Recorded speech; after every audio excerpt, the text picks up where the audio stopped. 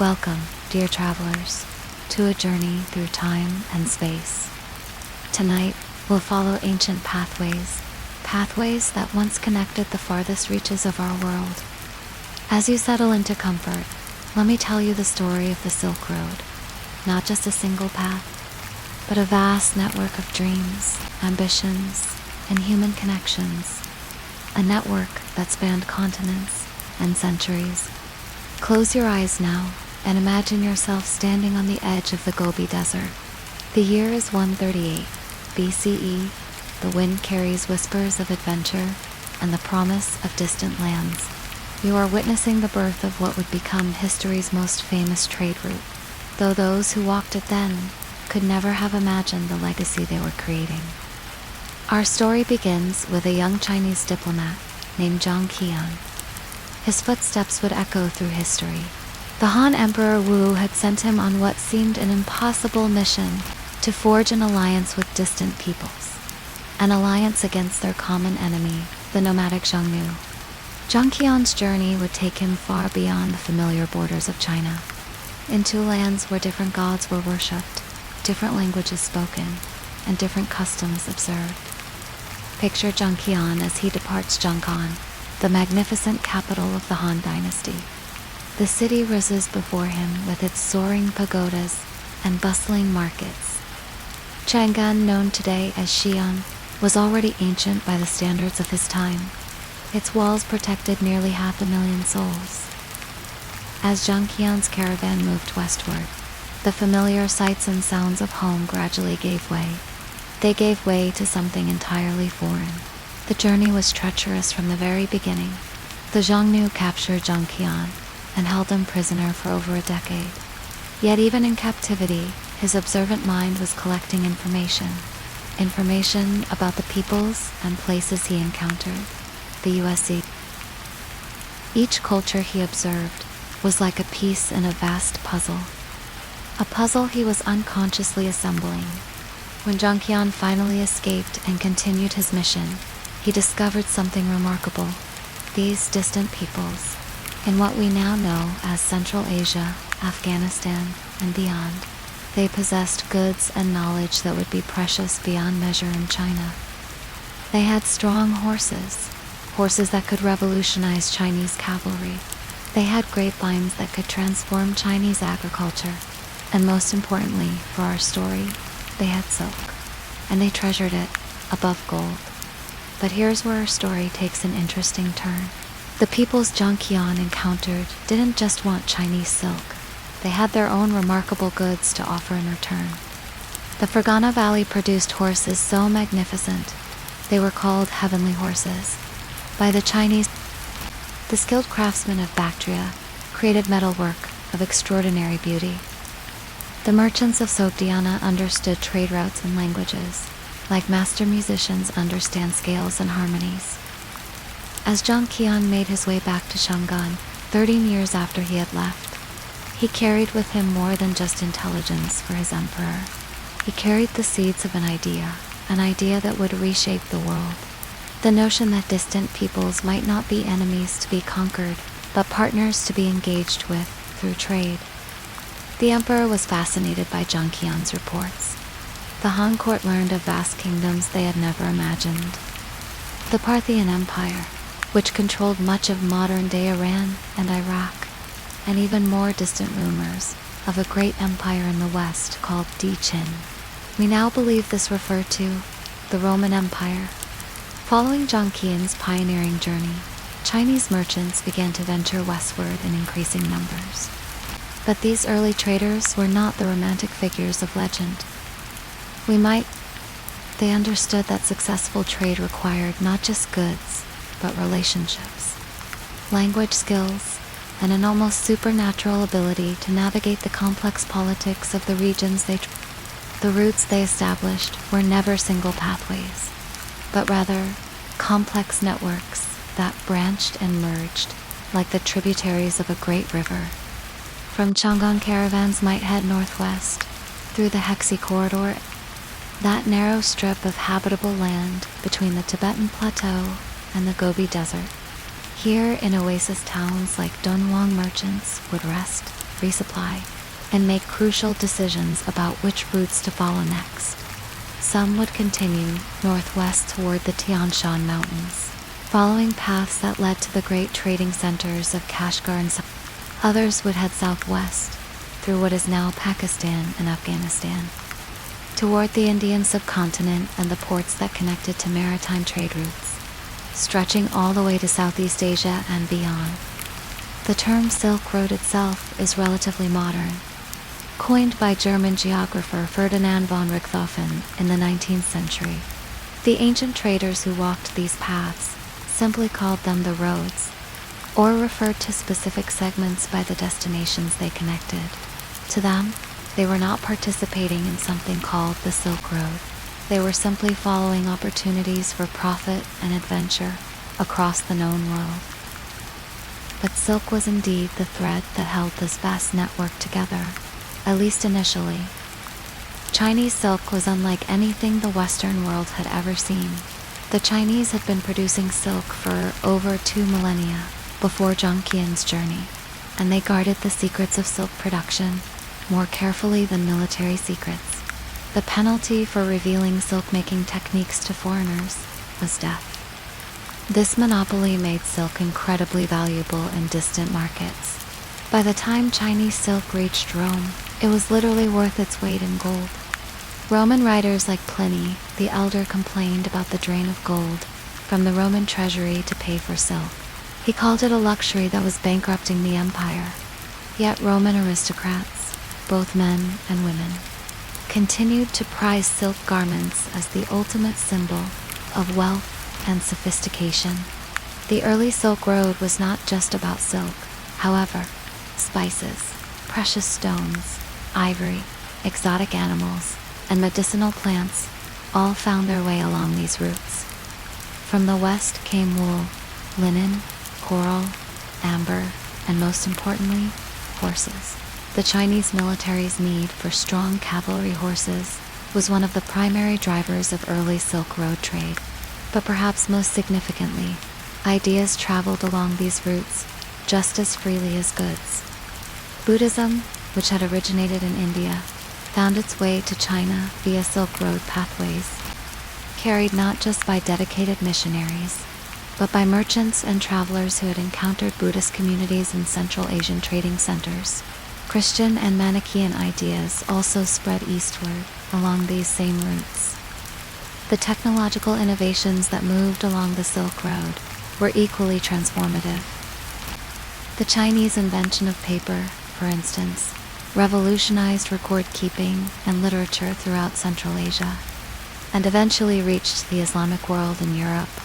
In return, China received new agricultural techniques, artistic styles, and musical instruments that enriched Chinese culture in ways that are still evident today. As night deepens around you now, imagine those early caravans making camp in the vast expanses between cities. Picture the merchants gathered around fires, sharing stories and information that would prove as valuable as any goods they carried. They spoke of distant markets, of political changes that might affect trade routes, of new techniques they had observed, and of wonders they had witnessed. These men, and they were almost exclusively men in these early centuries, were not just traders, but inadvertent ambassadors, anthropologists, and news carriers. They created the first truly global network of information exchange, centuries before anyone would conceive of such a thing as a global economy. The routes they established required incredible cooperation between different cultures and political entities. Cities along the Silk Road developed sophisticated systems for hosting foreign merchants, providing security for caravans, and facilitating currency exchange between different monetary systems. The great oasis cities became cosmopolitan centers, where you might hear a dozen languages spoken in a single market square. The logistics of Silk Road trade were staggering to contemplate. A caravan traveling from Chang'an to Rome would cover over 4,000 miles and take more than a year to complete the journey, assuming no major delays. Most merchants never made such complete journeys. Instead, goods passed through many hands. Each trader specialized in particular segments of the overall route. This system of relay trading meant that the markup on goods was enormous by the time they reached their final destinations. But it also meant that the risks were shared among many different traders. It was a remarkably sophisticated system for its time, requiring networks of trust and credit that spanned continents. As you drift toward sleep tonight, consider the courage it must have taken for those early merchants to venture into unknown territories, guided only by rough maps and the testimony of previous travelers. They faced sandstorms in the desert, bandits in mountain passes, and the constant uncertainty of political changes that might close routes or impose new taxes. Yet they persevered, driven by the promise of profit, but also, perhaps, by something deeper. The human desire to explore, to connect, to discover what lay beyond the next mountain range or desert expanse. In doing so, they created something far greater than a trade route. They created the first global community, a network of human connections that would endure for over 1,000 years, and reshape the world in ways that continue to influence us today. The origins of the Silk Road remind us that globalization is not a modern phenomenon, but a human constant.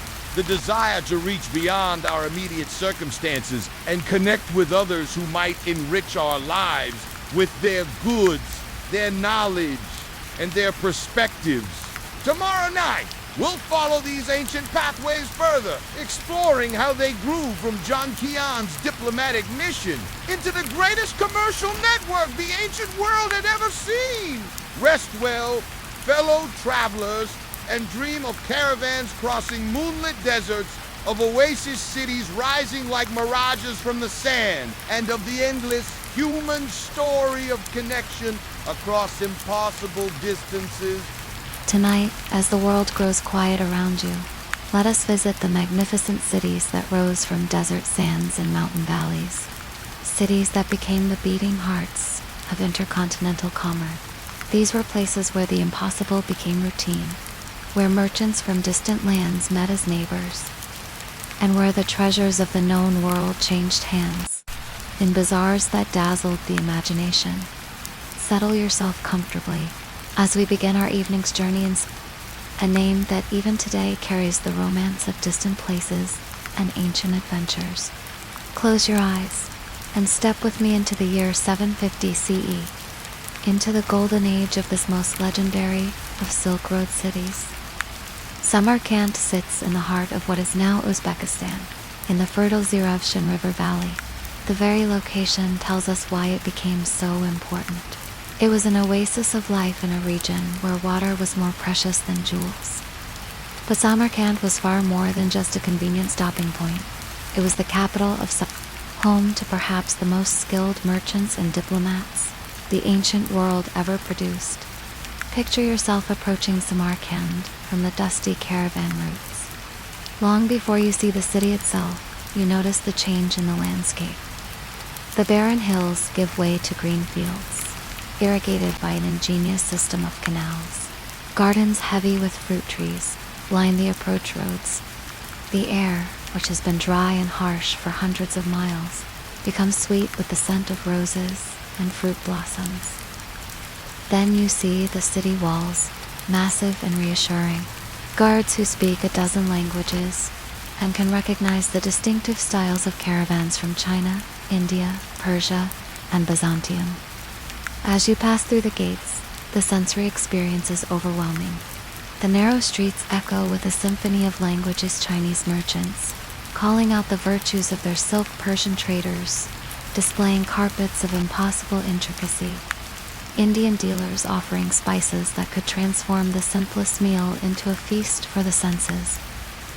The architecture of Samarkand tells the story of its cosmopolitan nature. Buddhist temples stand near Zoroastrian fire altars. Islamic mosques, still relatively new in this period, rise beside Christian churches and Manichaean meeting halls. Each religious community has brought its own architectural traditions, creating a cityscape unlike anywhere else in the world. But it's in the Great Bazaar of Samarkand that the true magic of the Silk Road reveals itself. Imagine a covered marketplace stretching for blocks, its vaulted ceilings providing blessed relief from the Central Asian sun. Here, Chinese silk merchants have permanent stalls next to Persian gem dealers. Byzantine gold workers share courtyards with Indian ivory carvers. The Sogdian merchants who dominate the city speak all these traders' languages and serve as intermediaries, translators, and cultural bridges. The Sogdians were remarkable people, uniquely suited to be the masters of Silk Road commerce. They were ethnically Iranian, but had developed their own distinct culture and language. More importantly, they had developed an almost supernatural ability to adapt to local customs while maintaining their own identity.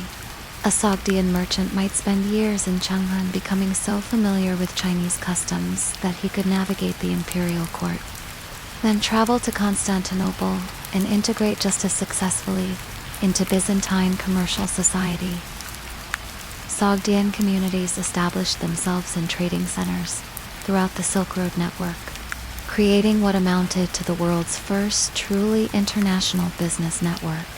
They maintained their own schools, temples, and cultural traditions, even while adapting to local conditions. A Sogdian child might grow up speaking Chinese in Dunhuang, Arabic in Baghdad, or Greek in Constantinople, but would still learn Sogdian and understand that he or she was part of a commercial diaspora that spanned continents. From Samarkand, let us travel eastward to another jewel of the Silk Road, the city of Kashgar. If Samarkand was the diplomatic and financial center of Central Asian trade, Kashgar was its great crossroads.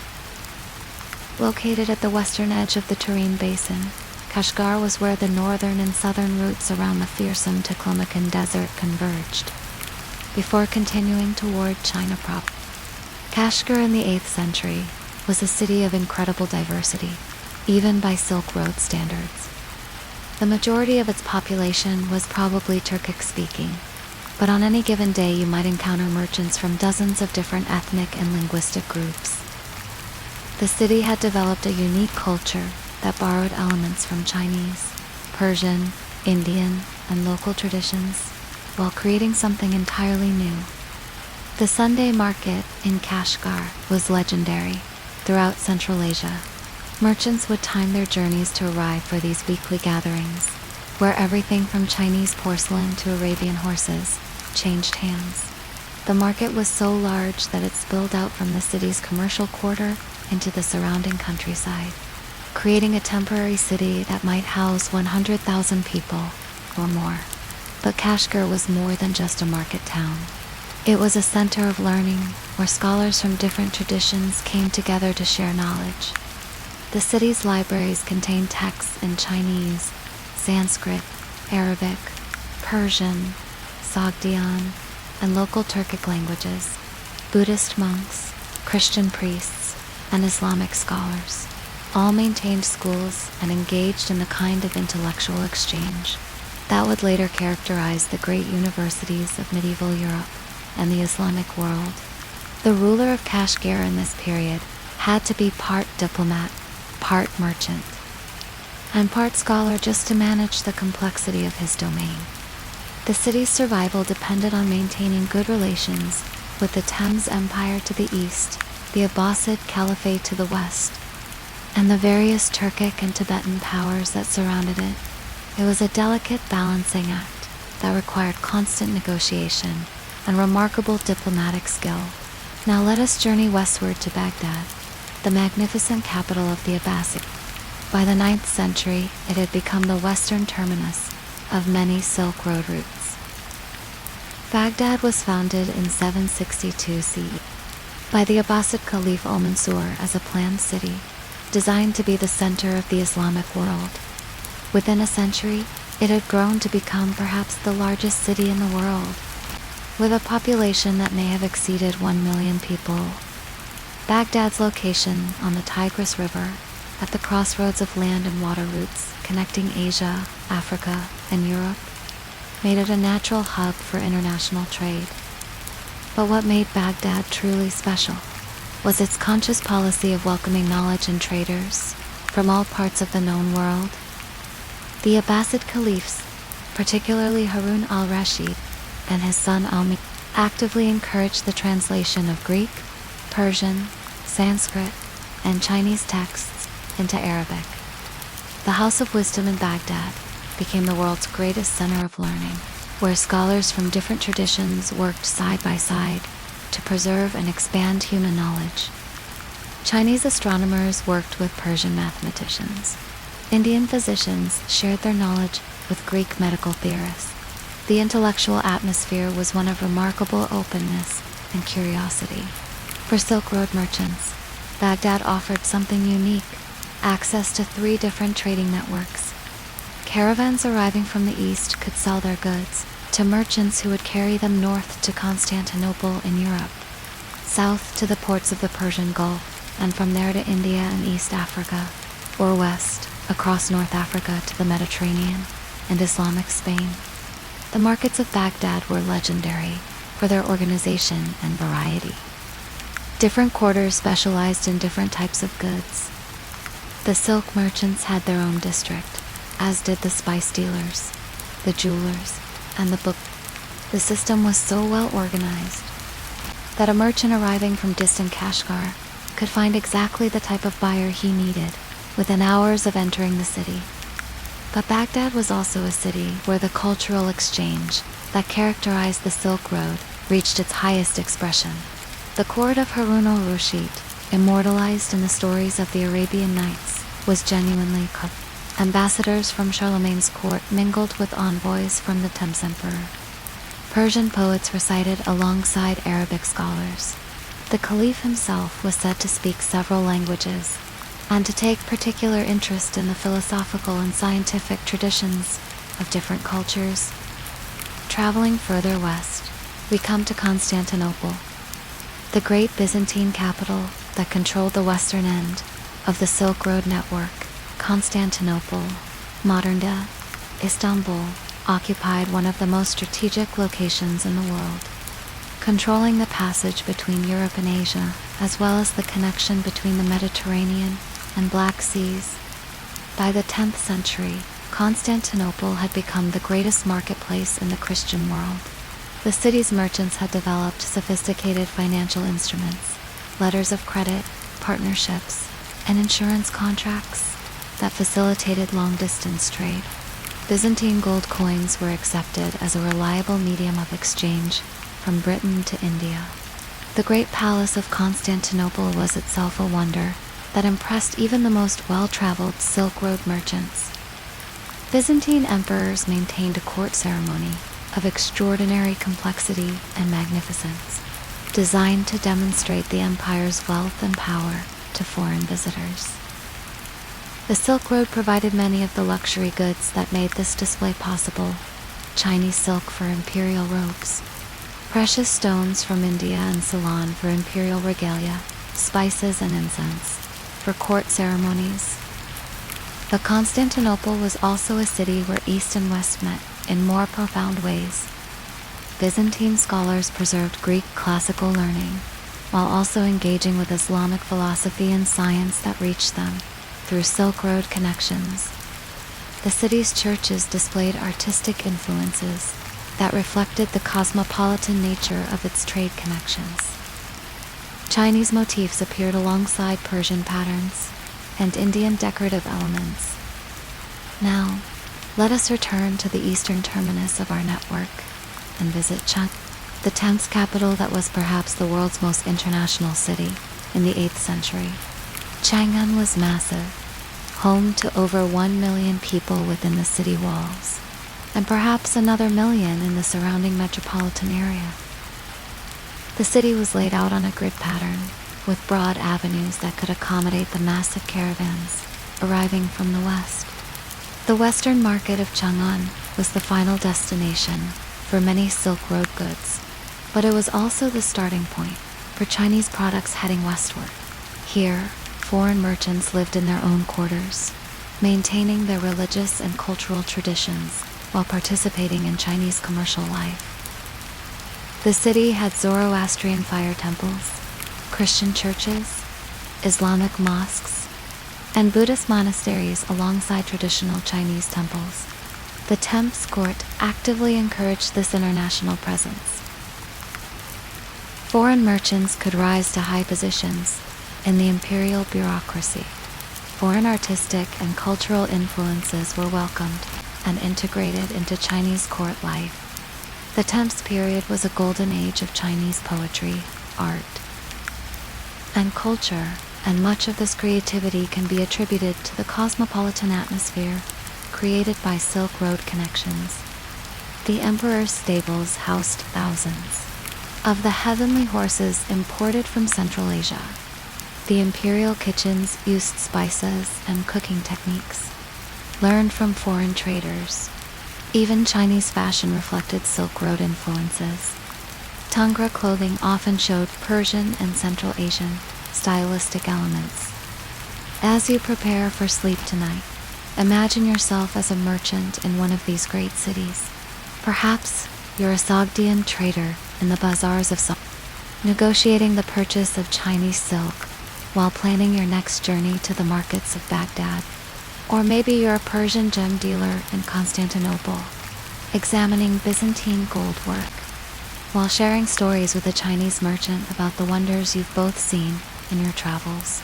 These cities were more than just commercial centers.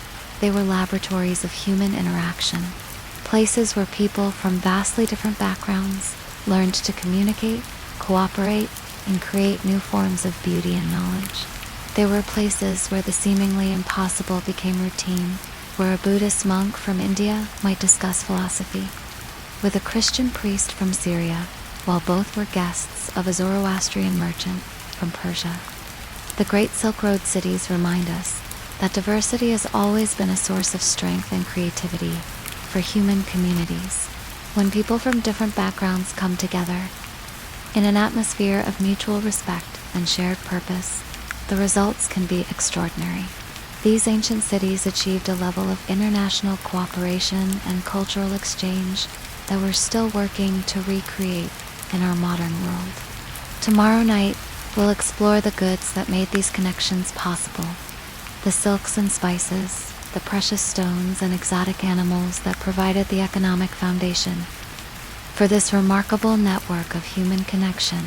Until then, rest well and dream of marketplaces where the treasures of the world were displayed like jewels in a crown, and where every conversation might reveal wonders from distant lands. Welcome back, dear travelers, to our nightly journey along the ancient Silk Road. Tonight, as you settle into the quiet comfort of evening, let us explore the treasures that made these ancient trade routes possible. The goods so precious that merchants would risk their lives to carry them across deserts and mountains, through the territories of hostile empires, and past the lairs of bandits who haunted the lonelier stretches of the road.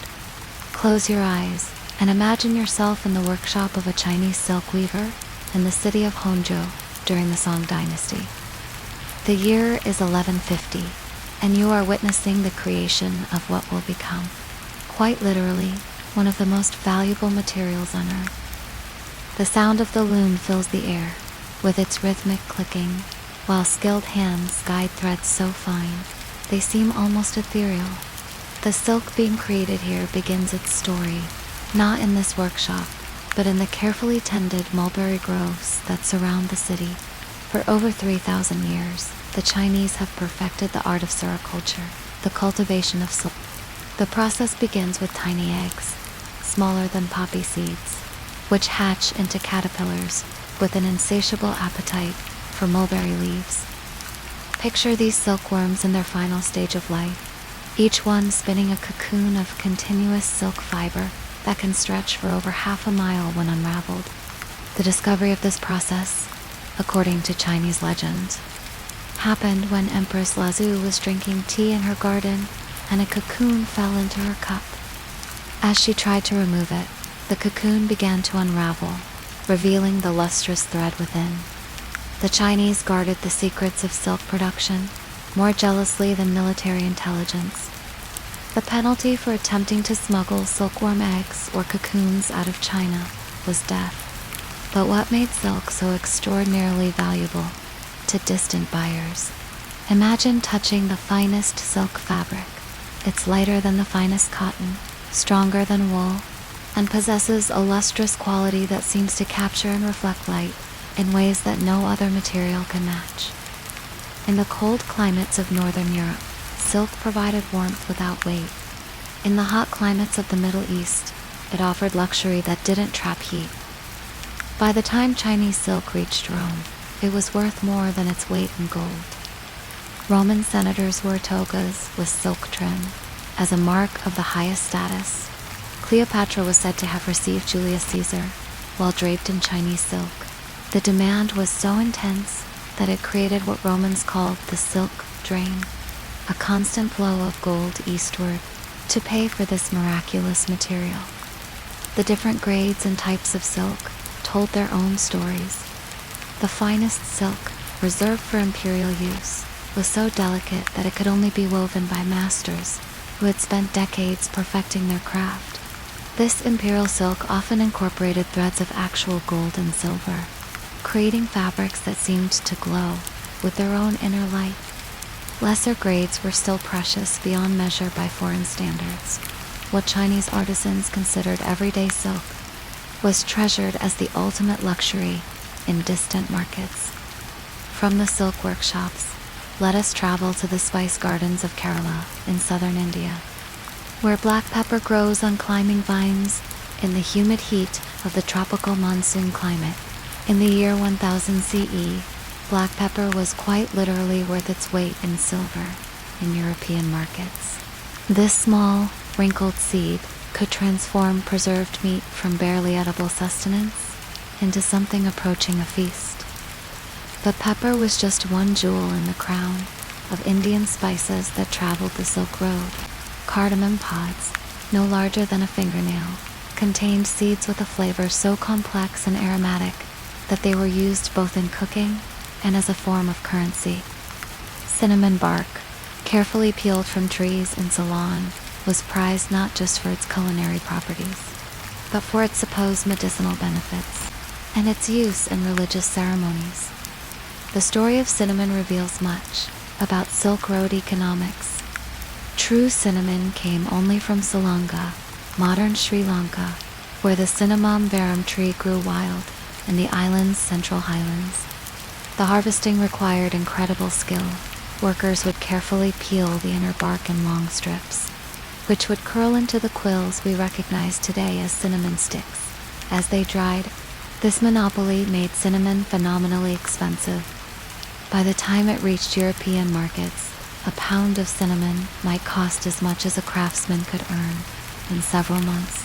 Arab merchants, who controlled much of the spice trade in its intermediate stages, carefully guarded information about the sources of these spices, sometimes creating elaborate myths about cinnamon birds who built their nests from cinnamon sticks in inaccessible cliffs.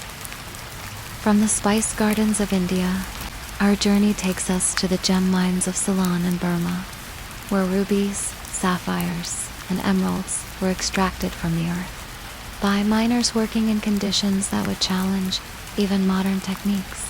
The ruby mines of Burma, in particular, produced stones of such exceptional quality that they were reserved for royalty. Across Asia, imagine holding a perfect Burmese ruby. Its color is not just red, but a red so intense and pure that it seems to contain fire within its crystalline structure. Ancient gemologists believed that rubies actually contained a flame that could never be extinguished. Kings and emperors across the ancient world sought these stones not just for their beauty, but for their supposed magical properties. The journey of a precious stone from mine to market reveals the complexity of Silk Road trade. A ruby mined in Burma might first travel to the great gem markets of India, where skilled lapidaries would cut and polish it. From there it might journey to the markets of Samarkand, where Persian merchants would purchase it for transport to Baghdad or Constantinople. At each stage, the stone's value would increase dramatically, but so would its beauty. as craftsmen added their skills to nature's raw material. Pearls from the Persian Gulf created their own networks of trade and desire. The pearl beds in the warm waters between Arabia and Persia produced pearls of exceptional luster and size. Pearl diving was a dangerous profession. Divers would descend to depths of 100 feet or more, holding their breath while searching the seafloor for oysters that might contain treasures. The finest pearls were sorted by size, shape, and luster into different grades. Perfect spherical pearls of the largest size were reserved for royal regalia. Smaller pearls might be sewn onto textiles or crafted into jewelry for the wealthy merchant class. Even misshapen pearls had value. They could be ground into powder for use in traditional medicines or cosmetics. From the sea, let us turn to the land and examine the horses that were among the most prized goods. Traveling the Silk Road, the heavenly horses of the Fergana Valley in Central Asia were considered so valuable that the Chinese Emperor Wu actually went to war to secure access to them. These horses were larger and stronger than the native Chinese breeds, with the stamina needed for long-distance cavalry operations. The breeding of these horses was as carefully guarded as the secrets of silk production. The horse breeders of Fergana had developed bloodlines over centuries, creating animals that combined speed, strength, and endurance in ways that revolutionized military tactics wherever they were introduced. A single superior stallion might be worth hundreds of bolts of the finest silk. But horses were not just military assets. They were also symbols of prestige and power. A wealthy merchant's status could be measured by the quality of the horses in his caravan. Kings and emperors collected horses, the way modern collectors might gather rare artworks. The stables of major Silk Road cities were centers of international diplomacy, where gifts of exceptional horses sealed treaties and established alliances. Paper, invented in China during the Han Dynasty, became another revolutionary Silk Road commodity. Before paper, writing materials were expensive and cumbersome. Papyrus from Egypt was costly and fragile. Parchment made from animal skins was even more expensive and required considerable preparation. Paper changed everything.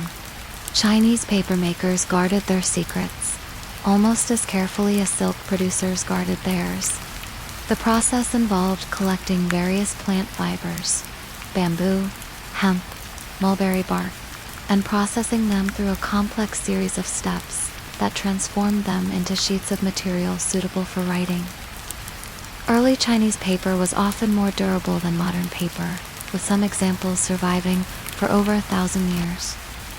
When paper-making technology finally spread westward along the Silk Road, it revolutionized literature and administration throughout the Islamic world and eventually Europe.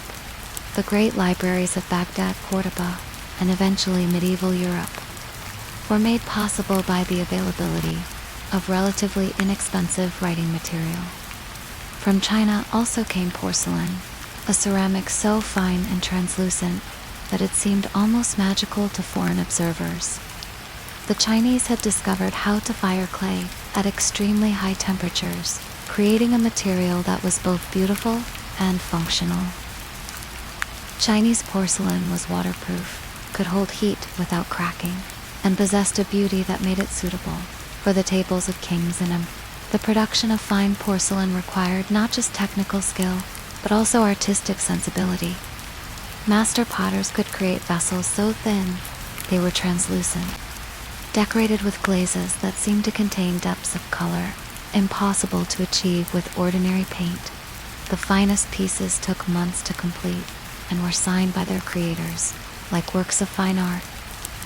Though it came later to Silk Road trade, eventually became one of China's most important exports. The processing of tea leaves in 2 different varieties, green tea, black tea, oolong, was another closely guarded Chinese secret. Tea was not just a beverage, but a complete cultural system, involving specific ceremonies, equipment, and social protocols. From the Islamic world came innovations in mathematics, astronomy, and medicine that were as valuable as any physical goods. Arabic numerals, including the concept of zero, revolutionized mathematics and commerce wherever they spread. Islamic astronomical instruments allowed for more precise navigation and time. Medical texts preserved and expanded upon Greek, Persian, and Indian medical knowledge, creating a truly international medical tradition. Carpets from Persia represented another category of luxury goods that combined artistic expression with practical function.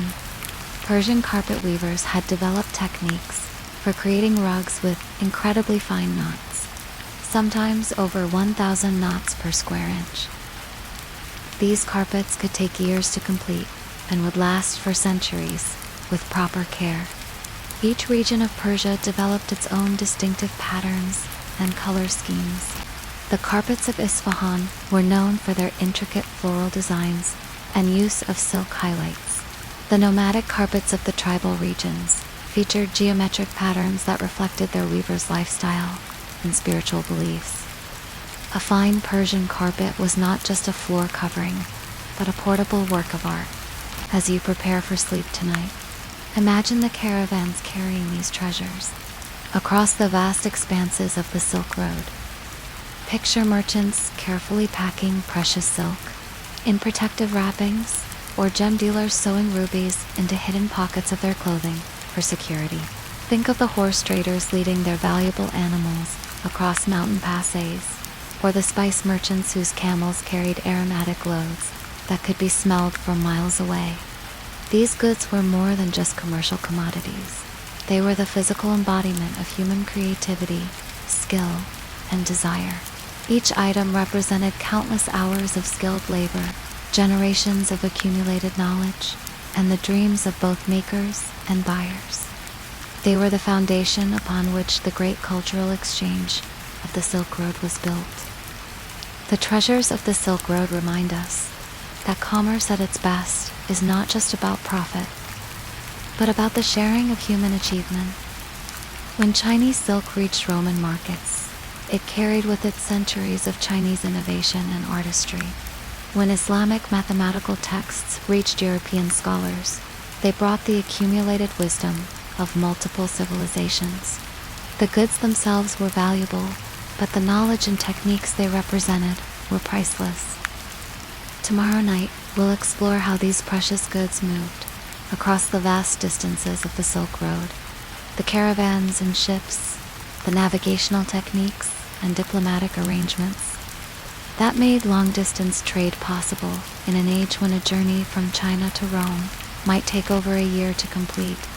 Rest well and dream of treasures beyond counting, of workshops where master craftsmen created miracles of beauty and function, and of the endless human desire to transform raw materials into objects of wonder and delight. Tonight, as the world settles into quiet rest around you, let us explore something truly remarkable, the incredible logistics that made transcontinental trade possible centuries before modern transportation even existed. We'll discover together the ingenuity, the courage, and the careful planning that enabled merchants to move precious goods across thousands of miles. Some of the world's most challenging terrain, yet they found a way. Close your eyes now and step back in time with me. It's a crisp morning in the year 950 CE. You're standing in a roadside inn just outside the city of Mur. This is in what we now know as Turkmenistan. The sun has not yet risen, but the courtyard, it's already alive with gentle activity. A great caravan is preparing for departure. Listen. The sounds that fill the air tell the story of this remarkable operation. You hear the soft shuffling, the occasional snorts of Bactrian camels. Those magnificent two-humped beasts, they were the true heroes of overland Silk Road transport. Their thick, shaggy coats still bear the morning frost. But their calm, intelligent eyes, they suggest these animals know the routine well. These are not ordinary camels, but carefully selected animals, bred for endurance and reliability over the harsh terrain that lies ahead. A Bactrian camel could carry up to 500 pounds of cargo and travel 4 days without water, perfectly adapted for the desert crossings that formed the backbone of so many Silk Road routes. But these remarkable animals were more than just beasts of burden. They were partners. Partners in one of history's greatest commercial ventures. Experienced camels could sense sandstorms hours before they arrived. They could navigate by instinct when landmarks were obscured, and even detect underground water sources when their human companions saw only barren desert. Watch now as the caravan master oversees the loading of his precious cargo, a weathered man whose beard bears the dust of a dozen different countries. This is no random process, but a carefully orchestrated operation based on decades of experience. The heaviest and most durable goods, bales of raw silk, rolls of carpet, sealed jars of spices. These are loaded first, positioned low on the camels' backs, where they will provide stability. More delicate items receive special attention. Porcelain packed in silk, precious gems sewn into hidden compartments, fine metalwork wrapped in layers of felt, each piece positioned with care. The caravan master knows that the success of the entire expedition depends on proper loading. An improperly balanced load could lame a camel within days, potentially costing the lives of the entire caravan in hostile territory. Each camel's load is carefully weighed and distributed, taking into account not just the animal's strength, but its temperament and experience. But this caravan is more than just camels and cargo. Look around the courtyard, and you'll see the human elements that made Silk Road logistics possible. There's the caravan's navigator, a man who can read the stars like others read books. He carries in his memory detailed knowledge of water sources, seasonal weather patterns, and political conditions along their intended route. His knowledge represents generations of accumulated wisdom, passed down from father to son, in families who had been guiding caravans for centuries. The security detail consists of experienced fighters, but also diplomats, men who speak multiple languages and understand the complex tribal and political relationships they'll encounter. These men know which local rulers require tribute, which mountain passes are controlled by bandits, and which oasis towns offer genuine hospitality versus potential danger. Among the merchants themselves, you see the international nature of Silk Road trade. There's a Sogdian trader whose family has been in the business for 8 generations, carrying letters of credit that will be honored in cities thousands of miles away. A Chinese silk merchant examines his carefully wrapped bales one final time, knowing that his family's fortune depends on their safe arrival in distant markets. An Arab spice dealer checks the seals on his precious cargo cardamom and cinnamon, while a Persian gem merchant unconsciously touches the hidden pouch, where his most valuable stones are. As the caravan begins its departure, observe the careful organization of the procession. The order of travel has been planned with military precision. Scout riders range ahead and behind, watching for potential threats or changes in weather. The main body of the caravan moves in sections, each with its own leader, responsible for a specific group of merchants and their goods. The pace is deliberately steady, but not rushed. Typically about 20 miles per day over good terrain, less in difficult conditions. This pace allows the animals to maintain their strength over the weeks or months of travel ahead, while also providing flexibility to deal with unexpected challenges. Speed was never the primary goal of Silk Road transport. Reliability and safety were far more important. The routes themselves were marvels of practical geography and political negotiation. The famous northern route across Central Asia followed a chain of oasis cities, each positioned at roughly the distance a loaded caravan could travel between water sources. These were not accidental locations, but carefully chosen stopping points that had been refined over centuries of use. Consider the incredible feat of engineering and international cooperation represented by these routes. The path from Chang'an to Samarkand required passage through the territories of multiple kingdoms and empires, each with its own laws, customs, and requirements for travelers. Successful trade required not just geographical knowledge, but diplomatic skill of the highest order. The caravanserais that dotted these routes were themselves remarkable institutions. More than simple inns, they were complex commercial and cultural centers. A typical caravanserai was built around a large central courtyard where caravans could camp securely. The walls were high and thick, providing protection against both bandits and severe weather.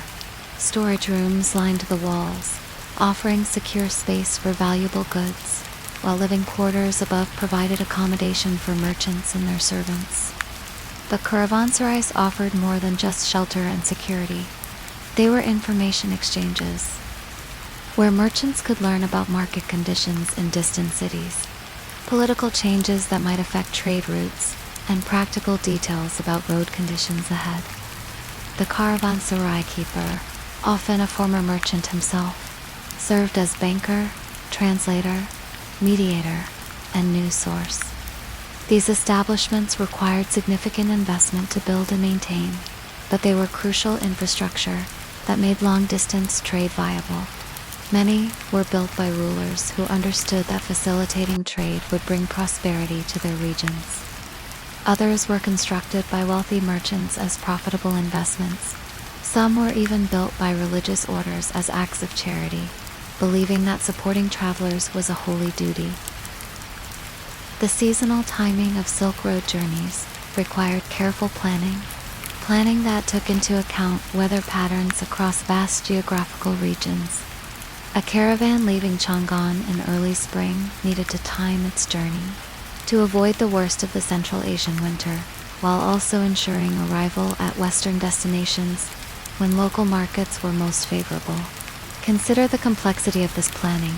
Weather patterns in the Gobi Desert had to be coordinated with monsoon seasons in India, winter conditions in the mountains of Afghanistan, and political seasons in various kingdoms along the route. A delay of even a few weeks at the beginning of a journey could have catastrophic consequences thousands of miles away. The financial instruments that supported this trade were as sophisticated as anything developed in later centuries. Letters of credit allowed merchants to travel without carrying large amounts of precious metals, which would have made them attractive targets for bandits. These early banking arrangements required networks of trust that spanned continents and cultures. Partnership agreements distributed both risks and profits among multiple investors. A single Silk Road expedition might involve dozens of different financial backers, each taking a share of both the potential profits and the considerable risks. Insurance arrangements, though not formalized as they would be in later centuries, provided some protection against the total loss of valuable cargoes. While land routes dominated early Silk Road trade, maritime connections became increasingly important as navigation techniques improved. The monsoon winds of the Indian Ocean created a predictable seasonal pattern that skilled navigators could exploit to connect the ports of India, Southeast Asia, and China with the markets of the Persian Gulf and Red Sea. Picture a Tau, one of the elegant sailing vessels of the Arabian Sea, departing from the port of Sohar in Oman, its hold filled with frankincense, dates, and Persian carpets. The ship's navigator, an experienced seaman who has spent decades learning to read wind patterns and ocean currents, times the departure to catch the favorable monsoon winds that will carry them toward India. These maritime routes offered advantages and disadvantages compared to overland transport. Ships could carry much larger cargoes than even the largest caravans, making them economical for bulk goods like spices and textiles. The journey from the Persian Gulf to Chinese ports could be completed in a matter of months, rather than the year or more required for overland routes. However, maritime transport also involved unique risks. Storms could destroy entire cargoes in minutes. Pirates controlled certain sea lanes, requiring either payment of tribute or the risk of armed confrontation. Navigation was challenging, requiring knowledge of seasonal wind patterns, ocean currents, and the location of reefs and safe harbors. The ports that served these maritime routes developed their own distinctive cultures. Places like Hormuz in the Persian Gulf, Calicut in India, and Malacca in Southeast Asia became cosmopolitan centers where merchants from dozens of different cultures conducted business.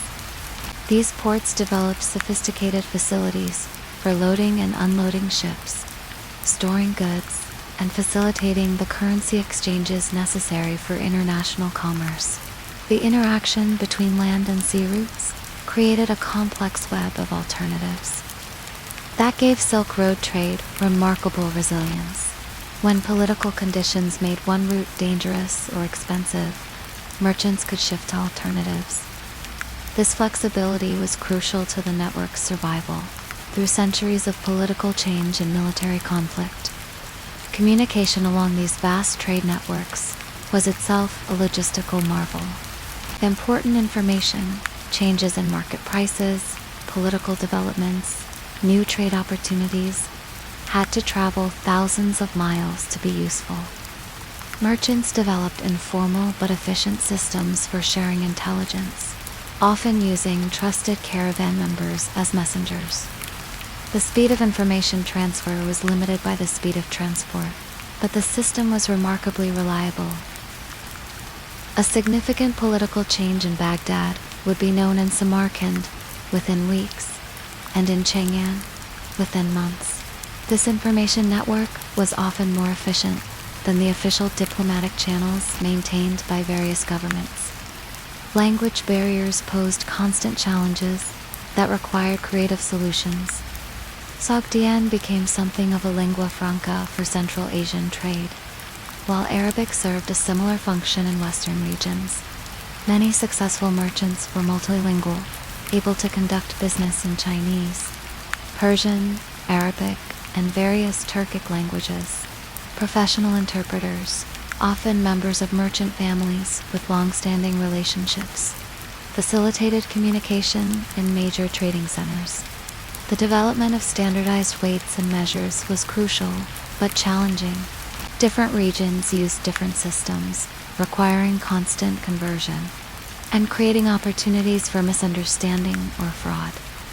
Successful merchants carried their own scales and measures, but also needed to understand local systems well enough to verify that they were being treated fairly. Currency exchange presented similar challenges. Silver was widely accepted across most of the Silk Road network, but the purity and weight of silver coins varied significantly between different minting authorities. Gold was used for very large transactions, while local copper or bronze coins were necessary for small purchases. Merchants needed to be skilled money changers, as well as traders. As you settle towards sleep tonight, imagine yourself traveling with one of these remarkable caravans. Feel the gentle swaying motion of riding a camel across desert expanses. Listen to the soft conversation of merchants, sharing stories around evening campfires. Picture the relief of seeing the walls of a caravanserai rise from the desert after days of difficult travel. The logistics of Silk Road trade remind us that commerce has always required cooperation across cultural and political boundaries. These ancient merchants developed solutions to problems that we still face today. How to move goods safely across long distances, how to facilitate communication across language barriers, how to create financial instruments that enable complex international transactions. Their achievements were made possible not by superior technology, but by human ingenuity, courage, and the willingness to trust strangers, who became partners in remarkable ventures. They created the world's first truly global supply chain, connecting producers and consumers across vast distances and different civilizations. Tomorrow night, we'll explore how ideas, technologies, and cultural practices traveled along these same routes, creating exchanges that were often more valuable than any physical goods. Until then, rest well and dream of caravans crossing moonlit deserts, of ships following ancient stars across vast oceans, and of the endless human ingenuity that makes connection possible across any distance. Tonight, as you settle into the peaceful quiet of evening, let us explore the most precious cargo that traveled these ancient routes. Not silk or spices, not gold or precious stones, but ideas, beliefs, and knowledge that would reshape civilizations and echo through the centuries to our own time. Close your eyes now and imagine yourself in the city of Bamiyan in what is now Afghanistan. In the year 600 C, you're standing before two colossal Buddha statues carved into the cliff face, their serene faces gazing out over a valley that serves as one of the great crossroads of the ancient world. These magnificent sculptures, standing 175 and 120 feet tall, represent far more than religious devotion. They are monuments to the power of ideas to travel, transform, and inspire across vast distances. Buddhism itself tells one of the most remarkable stories of cultural transmission along the Silk Road. Born in the forests and cities of northern India around the 5th century BC, Buddhism began as a local religious movement centered on the teachings of Siddhartha Gautama, who became known as the Buddha, or Enlightened One. But within a few centuries, Buddhist ideas had spread along trade routes to become one of the world's great international religions. Picture the Buddhist monks who first ventured beyond India's borders, not as missionaries in the modern sense, but as scholars and teachers, drawn by the same spirit of inquiry that motivated the merchants who shared their caravan routes. These monks didn't impose their beliefs on foreign cultures, but rather engaged in dialogue, translation, and adaptation that enriched both Buddhism and the civilizations it encountered. The famous Chinese monk Zhuangzang, who journeyed to India in the 7th century, exemplifies the spirit of intellectual adventure. His 17-year journey took him across the most dangerous routes of Central Asia, through kingdoms and deserts, not in search of commercial profit, but in pursuit of authentic Buddhist texts and teachings. The account of his travels, the Great Temps Records on the Western region, provides one of our most detailed pictures of Silk Road societies and the international exchange of ideas. Xuanzang's mission reveals how the Silk Road facilitated not just the spread of religions, but the development of sophisticated systems of translation and cross-cultural interpretation. When Buddhist texts were translated from Sanskrit into Chinese, the process required more than just linguistic skill. Chinese translators had to find ways to express Indian philosophical concepts that had no exact equivalence in Chinese thought, leading to creative adaptations that enriched both traditions. Consider the profound transformation that occurred when Buddhism encountered Chinese culture. Chinese Buddhism developed distinctive characteristics that reflected the synthesis of Indian religious ideas with Chinese philosophical traditions like Confucianism and Taoism. The result was not simply Indian Buddhism transplanted to China, but a new form of Buddhism that was authentically both Indian and Chinese. This same process occurred throughout the Silk Road network. Buddhist communities in Central Asian cities like Kut and Turpan developed their own distinctive artistic styles, blending Indian iconography with local artistic traditions. Buddhist temples in these cities featured architectural elements borrowed from Persian, Greek, and local building traditions, creating spaces that were simultaneously international and uniquely local. The great monastery complexes that arose in Central Asian cities became centers of learning that attracted scholars from across the known world. The monastery at Nalanda in India housed the thousands of monks and maintained libraries containing hundreds of thousands of manuscripts in multiple languages. Students came from China, Korea, Japan, Tibet, and Southeast Asia to study not just Buddhism, but mathematics. astronomy, medicine, and philosophy. But Buddhism was not the only religious tradition that spread along Silk Road routes. Christianity, in its various early forms, also found its way eastward through the efforts of merchants and missionaries, who were often the same people. The Church of the East, sometimes called Nestorian Christianity, established communities throughout Central Asia and even reached China, where Christian churches operated with imperial approval during certain periods of the 10th dynasty. The famous Nestorian stele, erected in Qing'an in 781 CE, tells the remarkable story of Christianity's arrival in China. Written in both Chinese and Syriac, the stele describes how Christian missionaries brought their faith to China in 635 CE, where it was welcomed by the emperor and allowed to flourish. The text of the stele reveals the sophisticated theological dialogue that occurred as Christian ideas were translated into Chinese concepts and integrated with existing Chinese philosophical traditions. Christianity's eastward journey along the Silk Road created forms of the faith that were quite different from the Christianity that developed in Europe. Eastern Christian communities developed their own theological emphases, artistic traditions, and liturgical practices that reflected their integration with local cultures. Archaeological discoveries have revealed Christian churches in Central Asian cities that incorporated local architectural styles and decorative motifs. Islam spread along Silk Road routes represents another fascinating chapter in the transmission of religious ideas. Beginning in the 7th century, Islamic merchants and scholars carried their faith along the same routes that had previously spread Buddhism and Christianity. But Islam's expansion was distinctive in its combination of religious, commercial, and intellectual elements.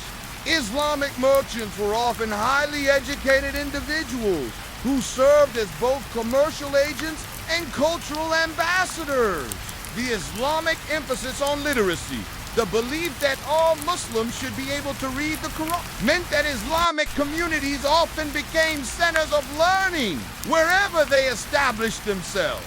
The great Islamic scholars of Central Asia, such as Al-Khwarizmi and made contributions to mathematics, astronomy, and other sciences that would influence intellectual development from Spain to China.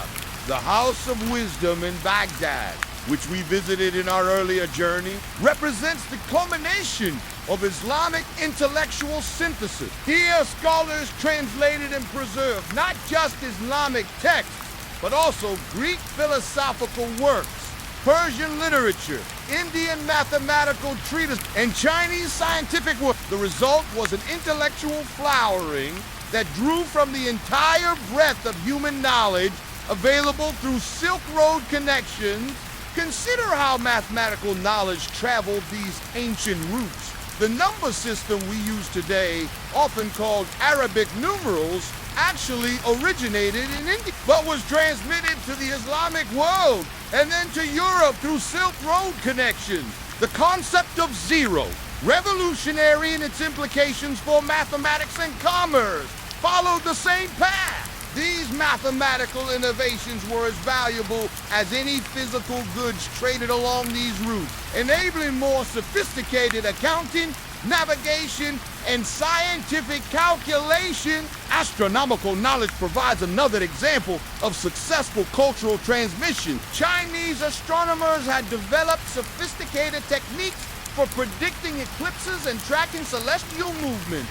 This knowledge reached Islamic scholars through Central Asian intermediaries and was combined with Greek astronomical traditions and original Islamic research to create new levels of understanding about the cosmos. The astrolabe, an intricate instrument used for navigation and astronomical calculation, exemplifies the international nature of Silk Road technology transfer. Originally developed by Greek scientists, the astrolabe was refined by Islamic scholars and manufactured throughout the Islamic world. Examples have been found in Chinese context, showing how this sophisticated instrument spread eastward along trade routes. Medical knowledge traveled with equal facility. The great Islamic physician Ibn Sina, known in Europe as Abu, drew not only on Greek medical traditions, but also on Indian Ayurvedic medicine and Chinese medical practices encountered through Silk Road connections. His medical encyclopedia, The Canon of Medicine, synthesized medical knowledge from multiple traditions and remained a standard medical text. Chinese medical practices, particularly acupuncture and herbal medicine, also spread westward along Silk Road routes. Islamic and Persian physicians incorporated Chinese diagnostic techniques and treatments into their own medical practices. The exchange was reciprocal. Chinese physicians learned about surgical techniques, and pharmaceutical preparations developed in other traditions. Artistic influences flowed along Silk Road routes with remarkable fluidity. Chinese painters learned perspective techniques from Persian and Central Asian artists. Islamic calligraphers adopted decorative motifs from Chinese and Indian traditions. The famous Tang Dynasty ceramics show clear influences from Persian and Central Asian decorative styles, while Persian metalwork incorporated Chinese artistic elements. The synthesis of artistic traditions created entirely new forms of beauty. The Buddhist art of Gandhara, in present-day Pakistan and Afghanistan, combined Greek sculptural techniques learned from the conquests of Alexander the Great with Indian religious iconography and local artistic traditions. The result was a distinctive style that influenced Buddhist art throughout Asia. Musical instruments and musical traditions also traveled these routes. The Chinese pipa, a stringed instrument central to Chinese classical music, derived from Persian and Central Asian ancestors, viewed an important instrument in Middle Eastern music, influenced musical development across the Islamic world, and even reached European musical traditions through Silk Road connections. The exchange of agricultural knowledge and techniques was equally significant. New crops and farming methods spread along trade routes, transforming the agricultural basis of entire civilizations. Rice cultivation techniques spread from China to Central Asia and beyond. Persian irrigation methods, including the Qanat system of underground channels, were adopted throughout the arid regions of the Silk Road network. The famous Silk Road crops, including grapes, onions, and various fruits, spread in both directions along trade routes. Chinese merchants introduced peaches and apricots to Western markets, while Persian traders brought grapes and winemaking techniques to China. These agricultural exchanges had profound effects on diet, cuisine, and even social customs in receiving cultures. Technological innovation spread with equal facility. The Chinese invention of papermaking, which we discussed in our previous journey, revolutionized record-keeping and communication throughout the regions it reached. The technology for producing steel, silk weaving techniques, and various crafts spread along trade routes, enabling local artisans to adapt and improve upon foreign innovations. The printing press, invented in China centuries before Gutenberg's version appeared in Europe, spread westward along Silk Road routes. Islamic scholars used printing techniques for reproducing important texts, though handwritten books remained more prestigious. The technology eventually reached Europe through both Islamic Spain and the same Central Asian routes that had carried so many other innovations. Educational institutions played a crucial role in facilitating these exchanges. The great monasteries, madrasas, and academies that flourished in Silk Road cities created environments where scholars from different traditions could meet, exchange ideas, and collaborate on projects that transcended cultural boundaries. These institutions were often multilingual and multicultural, with students and teachers representing the entire breadth of Silk Road civilizations. Language itself evolved through these contexts. Many languages borrowed vocabulary, concepts, and even grammatical structures from other languages encountered through trade connections. Persian, Arabic, Chinese, and various Turkic languages all show evidence of mutual influence through Silk Road contacts. Sogdian, as we've noted, became a lingua franca for much of Central Asian trade, but it also served as a conduit for transmitting ideas and cultural practices across linguistic boundaries. The legal systems that developed to handle international trade created another form of cultural exchange.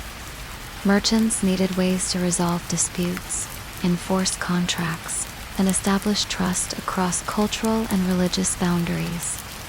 The commercial law that emerged from these needs drew from multiple legal traditions and created precedents that influenced legal development throughout the Silk Road network.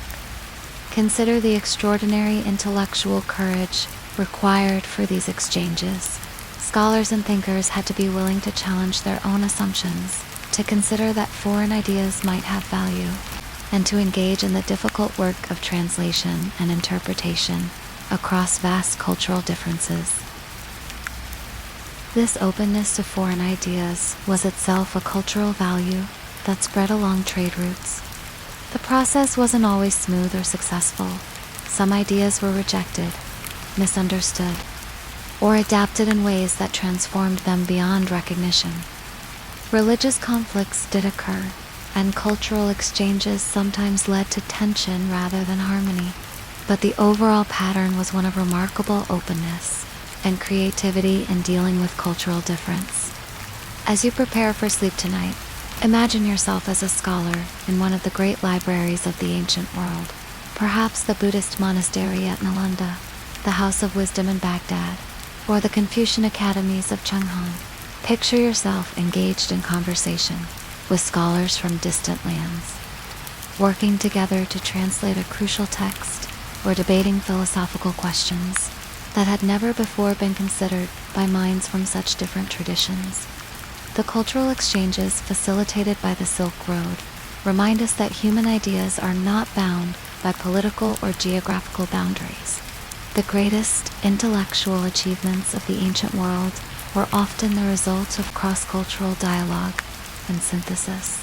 The mathematics we use, the medical knowledge that heals us, the artistic traditions that inspire us, and even many of our religious and philosophical insights can be traced back to the remarkable intellectual exchanges that occurred along these ancient routes.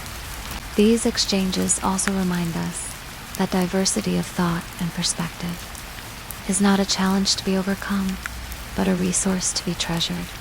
When people from different traditions come together in a spirit of mutual respect and genuine curiosity, the results can transcend what any single tradition could achieve alone. Tomorrow night, in our final journey together, we'll explore the legacy of the Silk Road, how its influence shaped the world we inhabit today, and what lessons it might offer for our own interconnected age. Until then, rest well and dream of libraries where the wisdom of the world was gathered of scholars, working by lamplight to translate precious texts, and of the endless human quest to understand and share the deepest truths about our existence. As you settle into the familiar comfort of rest, let us explore how the thread spun by those ancient merchants, scholars, and adventurers continue to weave through the fabric of our modern world. The caravans no longer traverse the great deserts. The dhows no longer follow monsoon winds across ancient seas. Yet the connections forged over a millennium ago continue to shape our lives in ways both obvious and subtle. Close your eyes and imagine yourself standing in a modern international airport. Perhaps Dubai, Singapore. Watch the endless flow of travelers and goods that connects our contemporary world. The faces you see represent every continent and culture. The languages you hear span the globe, and the goods being transported include everything from electronic components to exotic foods. This scene, so familiar to our modern experience, is actually the direct descendant of those ancient caravans, those places where merchants from distant lands once gathered to exchange not just goods, but dreams and knowledge. The fundamental idea that drove the Silk Road that connecting distant peoples and places creates mutual benefit, remains one of the organizing principles of our modern world. Today's global economy, with its complex supply chains and international partnerships, represents the fulfillment of a vision that began when Zhang Qian first ventured beyond China's borders over 2 millennia ago. Consider the smartphone in your pocket or nearby as you listen to this story. Its creation required materials and components from dozens of countries. Rare earth elements from China, software developed in California, assembly in facilities across Asia, design that draws from aesthetic traditions spanning the globe. The device represents exactly the kind of international cooperation and cultural synthesis that made Silk Road trade revolutionary in its time. But the Silk Road's legacy extends far beyond commerce, into the realm of ideas and cultural exchange. The religious traditions that spread along these ancient routes continue to shape billions of lives today. Buddhism, which traveled from India to East Asia along Silk Road pathways, now influences spiritual seekers worldwide. Christianity, which reached China through Nestorian merchants, evolved into the global faith it is today, partly through these early international connections.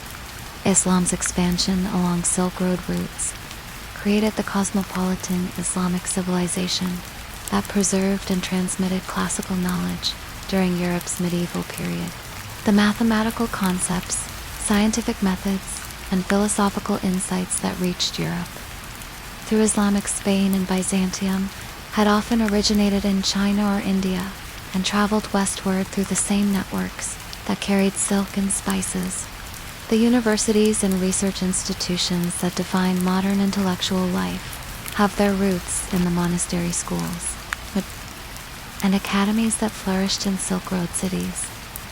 The concept of international scholarly exchange of students traveling across continents to study with renown, teachers of knowledge being shared across cultural and linguistic boundaries, began in places like Nalanda and Baghdad, and continues today in our global network of universities and research institutions. The financial instruments that enable modern international commerce also trace their ancestry to Silk Road innovations. Letters of credit, partnership agreements, and risk-sharing arrangements, developed to facilitate trade across the vast distances and cultural differences of the ancient world, provided the foundation for modern banking and international finance. The basic principles haven't changed. What has changed is the speed and scale at which these transactions can occur. Modern logistics and supply chain management, despite their technological sophistication, still grapple with the same fundamental challenges that confronted Silk Road merchants. How to move goods safely and efficiently across long distances. How to coordinate complex operations across different time zones and cultures. How to balance cost, speed, and reliability in transportation decisions.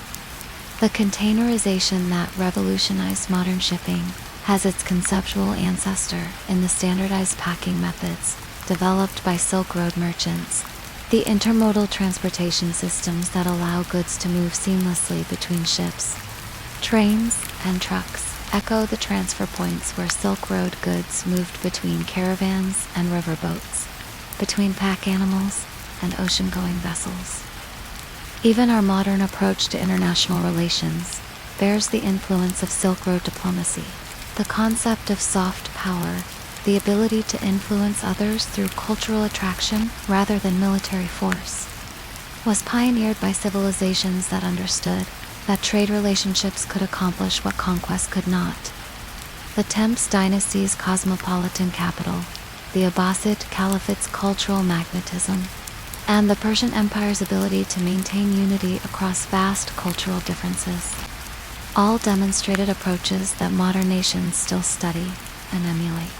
The idea of cultural zones connected by trade and shared interests, such as today's European Union, ASEAN, or various free trade agreements, reflects the same insight that created the Silk Road network, that prosperity and security are enhanced when barriers between peoples are reduced and connections are strong. Modern cities that serve as international hubs, London, New York, Singapore, Dubai, play roles remarkably similar to the Great Silk Road, and they attract people and goods from around the world. They facilitate cultural exchange, and they serve as nodes in global networks of communication and commerce. Like ancient Samarkand or Baghdad, they succeed because they make diversity an asset rather than a challenge. The cultural fusion that characterizes modern global cities, the restaurants, serving cuisine from every continent, the architectural styles that blend traditions from multiple cultures, the music that incorporates influences from around the world, directly continues the cosmopolitan tradition established in Silk Road cities over 1,000 years ago. Language evolution in our interconnected world follows patterns established along ancient trade routes. English has become a global lingua franca, partly because of historical trading relationships. Just as Sogdian once served Central Asian commerce and Arabic facilitated medieval international trade, the borrowing of words, concepts, and even grammatical structures across language boundaries continues the linguistic mixing that was characteristic of Silk Road societies. Technology transfer, which drives much of modern economic development, operates on principles first demonstrated by Silk Road exchanges. The movement of manufacturing techniques from developed to developing countries, the international collaboration on research projects, and the rapid global adoption of innovations all follow patterns established when Chinese papermaking spread to the Islamic world, when Islamic mathematical concepts reached Europe, and when Persian architectural techniques influenced building traditions from Spain to India.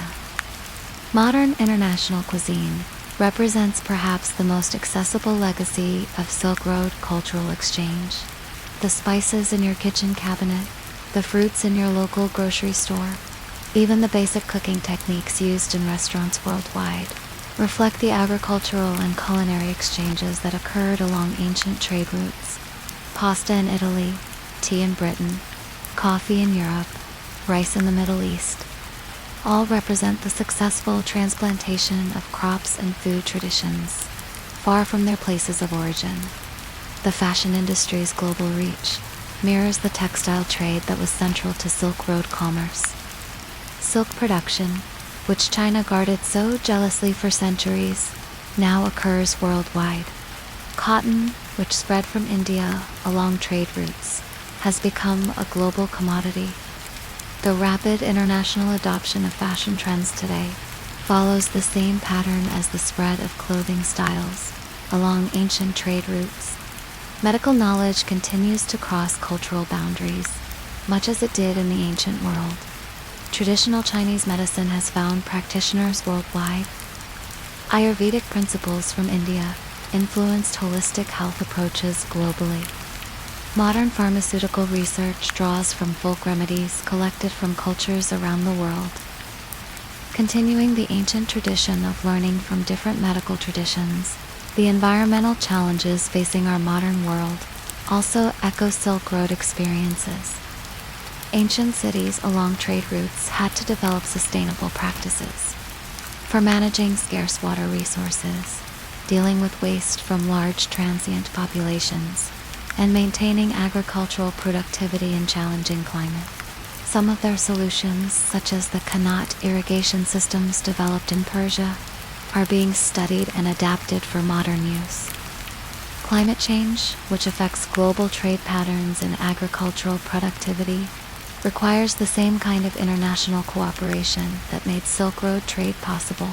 The challenge of developing responses that work across different political systems, cultural traditions, and economic development levels mirrors the diplomatic and cultural challenges that Silk Road societies successfully navigated.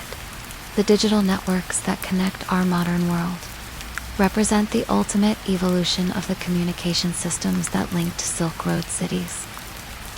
The internet allows for instantaneous communication across any distance, but it serves many of the same functions as the merchant networks that carried news and information along ancient trade routes.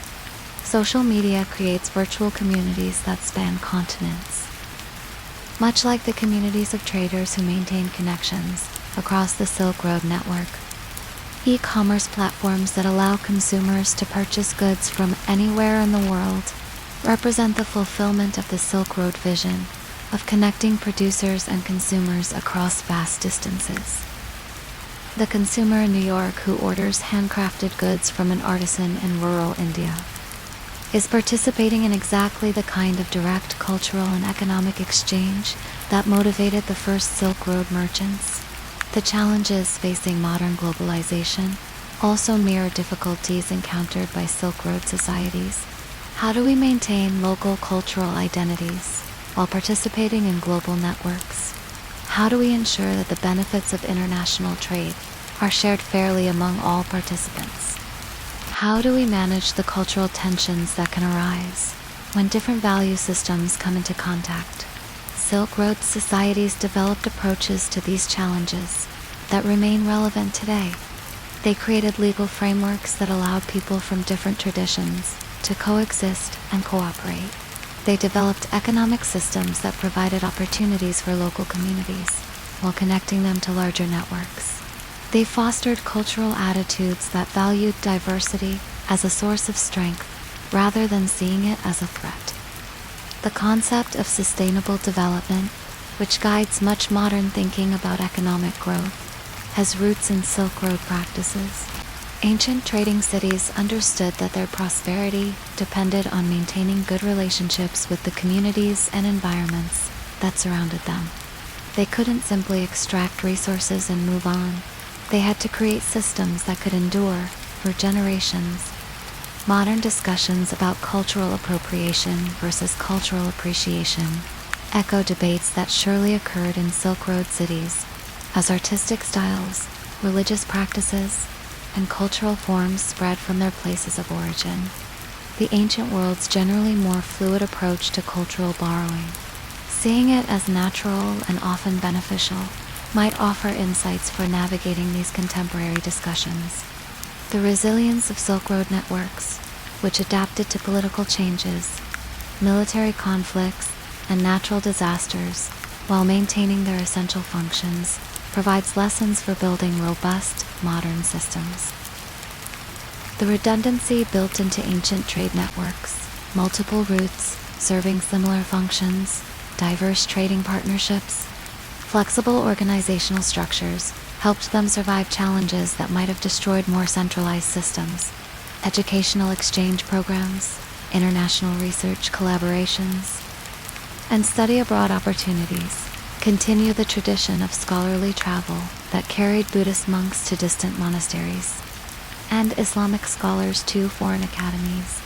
The fundamental insight that learning is enhanced by exposure to different perspectives and approaches remains as valid today as it was 1,000 years ago. The arts continue to benefit from the cross-cultural pollination that flourished along Silk Road routes.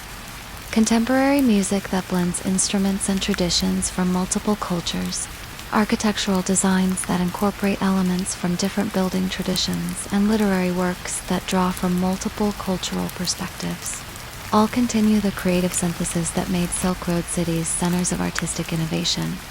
International humanitarian efforts, global health initiatives, and environmental conservation projects represent the modern evolution of the cooperation and mutual support that made Silk Road networks possible. The recognition that challenges facing one community ultimately affect everyone, whether those challenges involve disease, environmental degradation, or economic instability, reflects the interconnected worldview that made ancient merchants willing to invest in the prosperity of distant trading partners. As we conclude our journey together through the history and legacy of the Silk Road, consider how the ancient dream of connecting distant peoples and places has become the foundation of our modern reality. Every time you taste an exotic spice, use a mathematical concept, appreciate a work of art that blends cultural traditions, or communicate with someone on the other side of the world, you are participating in the continuation of something That began with those first brave merchants who decided that the unknown territories beyond their borders held opportunities rather than threats. The Silk Road teaches us that human nature tends toward connection rather than isolation, toward cooperation rather than conflict, toward curiosity rather than fear.